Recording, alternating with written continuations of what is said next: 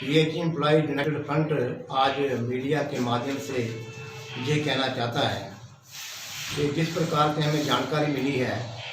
कि कल एक पीएचई एसोसिएशन द्वारा एक प्रेस नोट इशू किया गया है, जिसमें 12 मई को काम छोड़ हड़ताल का आह्वान हुआ है। तो हम इसके बारे में जो जानकारी अपने कर्मचारियों को देना चाहते हैं, या हमारा जो इसके बारे में मत है कि आज जैसे पूरा देश कोरोना क्राइसिस झेल रहा है, तो इस दौरान अगर इस प्रकार की कोई गैर जिम्मेदार कोई सेक्शन देती है, तो वो सिर्फ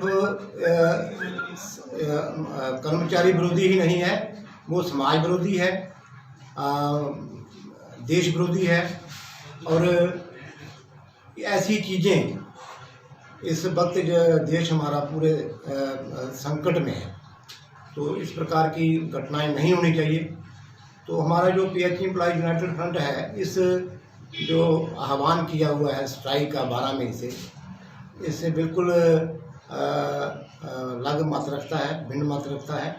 और हमारे कर्मचारी या जो हमारे पीएचई एम्प्लॉय यूनाइटेड फ्रंट के जितने भी फॉलोअर हैं, इस प्रकार की हड़ताल में शामिल नहीं होंगे। और दूसरा, हम ये सरकार को ये याद कराना चाहते हैं कि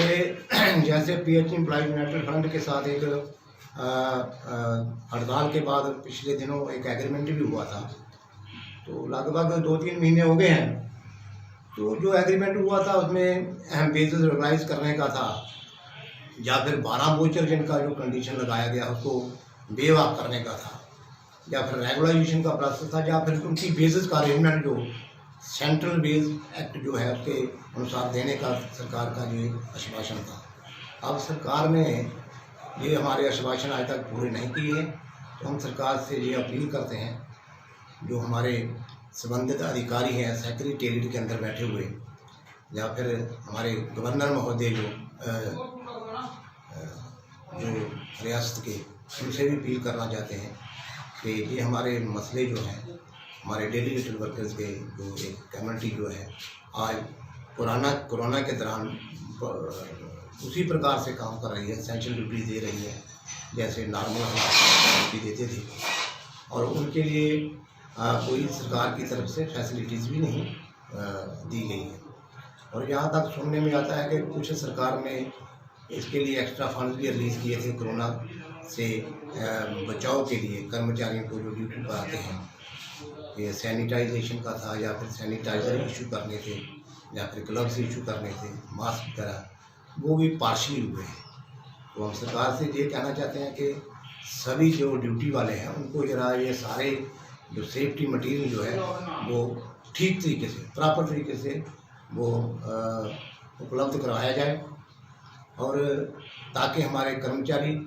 बिना खौफ के काम करें, अपना बचाव भी करें। और सरकार को इन चीज़ों की तरफ भी ध्यान देना चाहिए, और उनकी जो रोज़ाना जो वो प्रॉब्लम जो फेस कर रहे हैं, जिस प्रकार से उनके बेसिस ना आना टाइमली, उनको किराए की वो दिक्कत है, या फिर और बहुत सी तो उनके फैमिलीज में पैसा ना होने की वजह से क्राइसिस है, तो वो उसकी तरफ भी सरकार का ध्यान देना चाहिए। उनकी जो सैलरी है इमीडिएट रिलीज हो, उनका जो पिछला बकाया है वो भी रिलीज हो।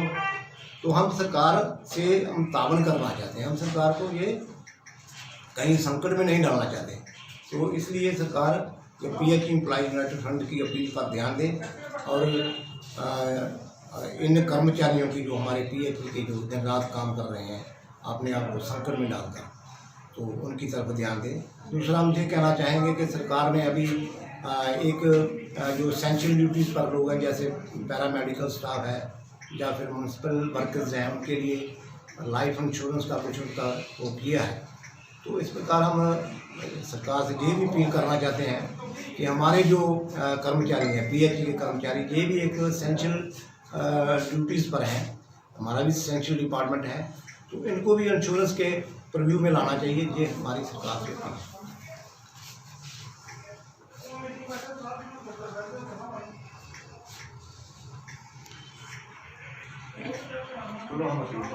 नहीं है दोबारा कर